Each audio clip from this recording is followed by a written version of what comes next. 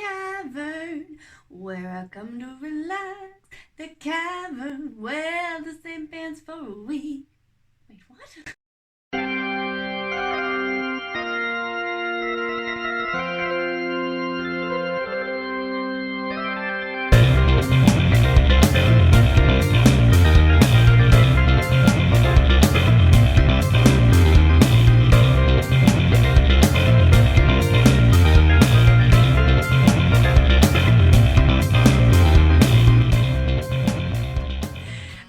Welcome to Rambling on Music, a place with musical discourses for musical minds. My name is Holly Q, I'm a musicologist, and today we're going to be looking at something a little different. It's the very first video of this YouTube channel, and as a result, if you're going to play music, you're going to need a music player, which is why we are looking at this really unique record player, specifically from the Cavern. Well, it's not actually from the Cavern, but it's branded with the original Cavern logo of the Cavern Club here in Liverpool. So firstly, a very huge shout out to James Kaiba. Go check out his channel, it's really cool. He bought me this record player for my birthday. How cool is that? So, I've done a little bit of research on Crosley record players. Now they're probably the most common, what you would call a suitcase brand. A lot of ups and downs, a lot of downs. A lot of people don't like them because they're really cheap. And cheap in the sense that it's not really a good bargain for your money. So, not a very good stylus, not a very good sound. Some people complain that the record was wobbly, speed variations, all that fun stuff. So, this is not made by Crosley. This is made by JHS.co.uk, exclusive trade distributors. So this is a different brand, but we're gonna see what it comes with versus the Crosley. I know for a fact Crosley comes with I think 3 extra stylus. One of them is a diamond, which is quite nice because a lot of the times you get the cheaper stylus needle in these things. So let's go on in. All right, so we got a little box here, presumably plug it in. I presumed correctly. Okay, it's by USB, that's cool. Alright. Nicely packed in there. So if I grab it by the handle, it should slide right out, she said, enthusiastically. And it does. Look at that. How cool! Alright. Something also heroically fell to the floor. So we've got a little user manual. If I can open it. Features: briefcase design, file playback, belt drive turntable. Plays 3 record settings, although I doubt it gives you the proper needle to play 78. Stereo speakers, RCA output, headphone socket, on-off volume, auto-stop, spindle adapter, wood case, metal corners, mains, drives, and the dimensions. So, that's cool. Nice little leaflet. Okay, so we've got a overview of where everything is. Maintenance, playing a record. Very nice. And cool. I'm sure that will come in very handy. Sarcasm. Alright, we've got okay, we've got the wire to charge it. Very nice. Put that in the socket. Alright, let's get into it. Oh, that's nice. They've actually double plastic on the front. Quite nifty. Look at that. That is quite a thing of beauty, even if I say if, because we don't know, even if it doesn't have the best quality in playback, it's still quite nice. It's a nice display unit, bit of a conversation starter. Alright, let's see what we got here. So, the Crosley one came with a little plastic mat, or sorry, rubber mat, which this one doesn't. This is just going straight on. Spins though, so that's good. That's a good sign.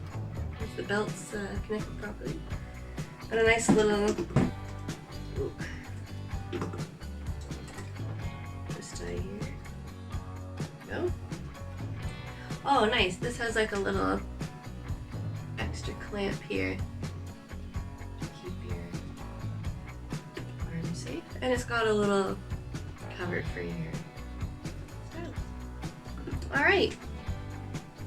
Now, I've already taken, before we jump into that, let's just look at the speakers here at the front.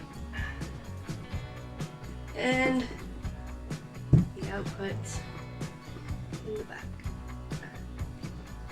Now, I've taken a little bit of precautions. I'm going to do a separate video on how to properly set up your turntable. So if you need to change the stylus, or if your belt's fallen off, or even if it's not spinning at the right speed. I'm going to do a little teeny weeny video to kind of help everybody that might be new to this endeavor, to help you guys out. So I've taken a little bit of a precautionary whim, if you will. I'm going to presume, because these are just our regular RCA inputs, I'm going to presume there's no amp in here. Which means, because this is analog, if you go to attach it to a stereo system, it's going to be really quiet because it's only going to be taking the feed from the needle. So you're going to need something, an amp, basically to boost that sound into your stereo. So I've already taken the liberty. I went on Amazon, got this for like, I think it was £8.99. This is just a little booster. So in my video, I'll show you how to hook that up. I've also, because this didn't come, I'm actually kind of shocked, this didn't come with extra needles. The Crosley ones do. So I've bought myself some little diamond needles, which are going to be a little better in quality probably than what's come with this, but there you can see. So, show you how to put that on. And of course, in order to hook up the player to the amp, you're going to need one RCA cable there, into here, and then another one to go into your player. And of course, you need a little record brush, which I also got off Amazon. There you go. I prefer these ones with the little brush here. I know some can get like the velvet kind of roll-on one. It's just the kind that I'm used to using. So we're going to take a break, and when we come back, I'm going to have this set up, and we're back. So I have set up my turntable here. All I've done is I've put in an RCA cable here, just directly from the record player to my stereo system. My speakers are just a little bit. There's one there. There's one just over there. So we're going to see how loud it is without an amp. And we're also going to test the built-in speakers that came with it.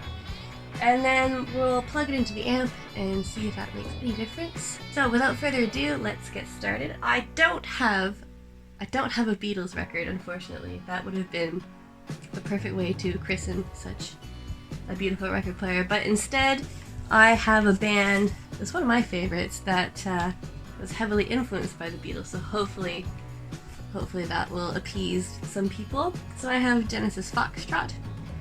Of course, we'll talk about this album in further detail. But without any further ado, let's get started. So we have here a little tone arm. There's a switch here for an auto shut-off. I turned that off because I did a quick little test before, and it releases before the end of the album, so I'd rather just manually do that myself. And then there's a little button here that's the three speeds. So we're going to turn on our power button,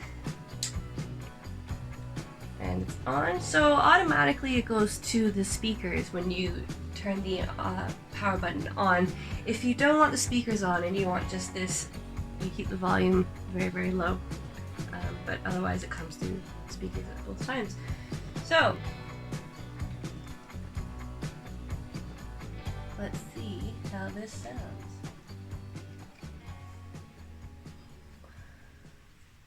This arm does not come down straight. There we go.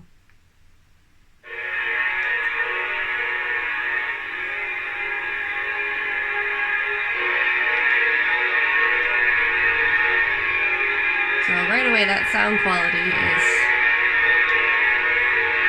pretty abysmal.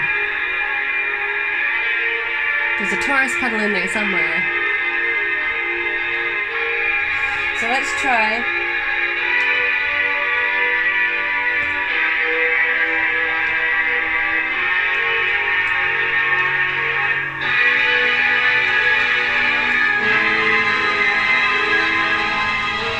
So that's my stereo. I'm at volume 32 now. It's pretty quiet. Usually I blast this no more than 14, so definitely gonna need a preamp. So overall, I'm not gonna play too much because then YouTube will get me for copyright. But overall, I think it sounds a bit muddled. Let me just go a bit further and see what we get here.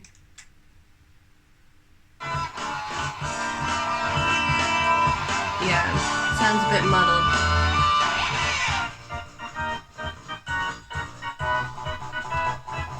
Speed's a bit, like, ever so slightly slow too, so I'll have to do a speed adjustment as well.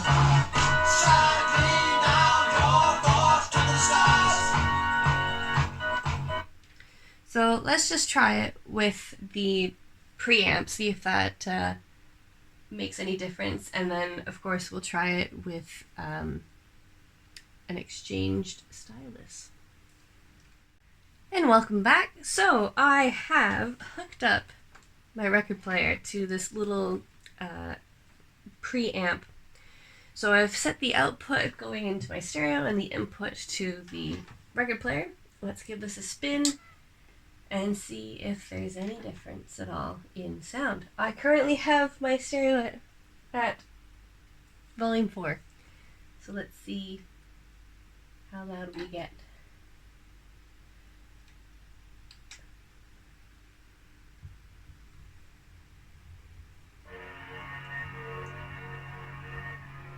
That's already slightly louder. I'm going to increase the volume a bit more to 15.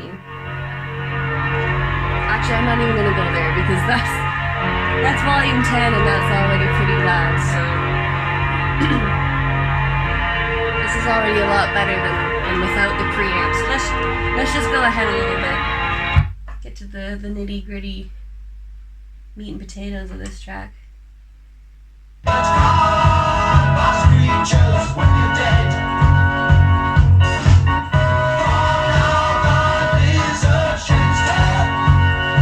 Okay, so it sounds like it's already kind of overloading. I don't know if it's the stylus, but it sounds really muddled. I'm gonna turn on a little feature on my stereo here. This is the max sound. See if that makes any difference.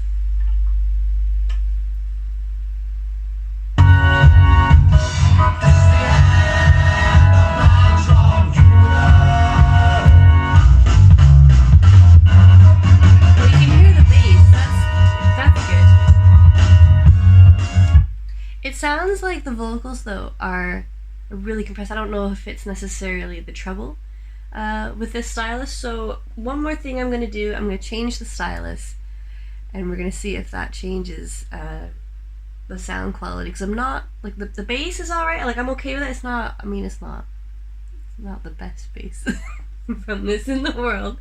There's a lot, obviously there's a lot better players, but, you know, this is what it is, and we're going to see with a few little alterations if we can get it, you know, pretty reasonable.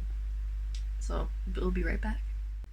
And welcome back. So I have replaced the original stylus, which is seen here, with the stylus that I purchased on Amazon, which is a diamond head needle. If you are interested in purchasing or maybe upgrading your current system, I will leave a link in the description to all the things that I bought, which is the stylus, the preamp and the record brush. So I've hopefully aligned it to where the vocals start. It's a bit tricky because this wand doesn't come straight down, which has been unfortunate, but hopefully we'll see. Hopefully the stylus here has fixed that situation.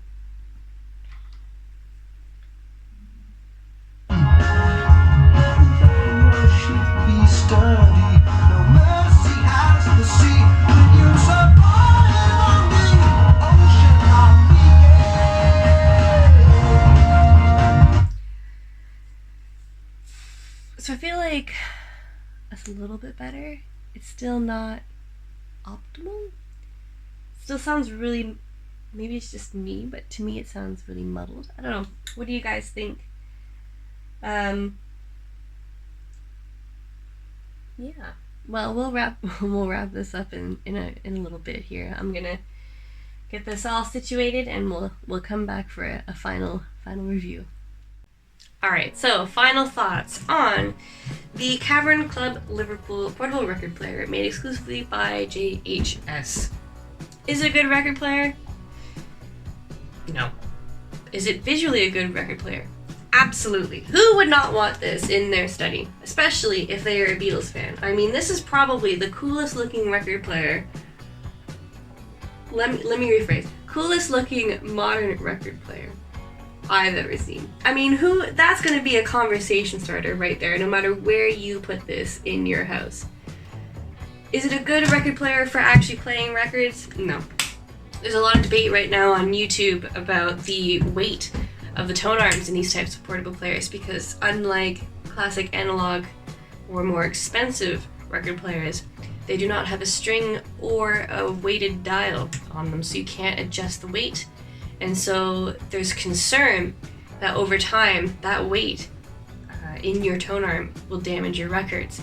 Now, there's quite a few YouTube videos that demonstrate different turntables and weights and whether or not these portable ones wreck it after 100 plays. Those are great, check them out. Unfortunately, I do not have the means to do that here in this channel. But it certainly makes you question whether or not you want to risk it, especially if you're like me and you like buying early pressings of records from the 70s and 80s that have been around for quite a while, or 60s. So do you want to risk it with this record player? I would say no. I think the best thing to do is to save up and treat yourself to a really nice record player. Now, do you get modern or do you get an antique? Totally up to you, personal preference. I personally really like the old fashions. So back home in Canada, I had a really nice JVC turntable. It was a quartz drive and a direct drive. I am a direct drive kind of person. But this is a belt. That's totally fine. If you want a belt turntable, you go and you get yourself a belt turntable. They're fine. Some people will say, oh, it makes all the difference. Some people will say, not a difference at all. Totally up to personal preference. I'm a bit leery on the Bluetooth ones because I feel like they're taking an analog signal and turning it digitally and then wirelessly projecting it into a stereo. So some real audiophiles might argue that that's not a true representation of the analog. I know they're all snobs, aren't they? But so, again, it's all personal preference. Would I recommend this? That's really tough to say. Probably not. I would recommend it if you're looking for something to add to your study, or if you're a really big Beatles fan, why not? These range from 60 to 70 pounds. You can find it on sale for about 50 pounds. If you go to the Beatles shops in Liverpool, it might be a bit more expensive there. But personally for me, because I am interested in spinning vinyl and hearing it, in proper stereo form, I would probably skip on this and get another one. So if you're all for the looks, then go for it. If you're all for the quality, maybe stick this one out. But at least now you know, because as far as I know, as I did a search this morning on YouTube, no one else has reviewed this record player. It's been mostly Crosley portable record players.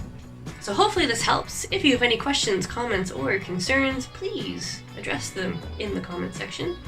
I will be doing a video following up showing you how to replace your belt, how to change the speed of your motor, and also how to change your stylus in case you want a different type. Maybe it comes with a cheap one like this one and you want to update it to a diamond needle.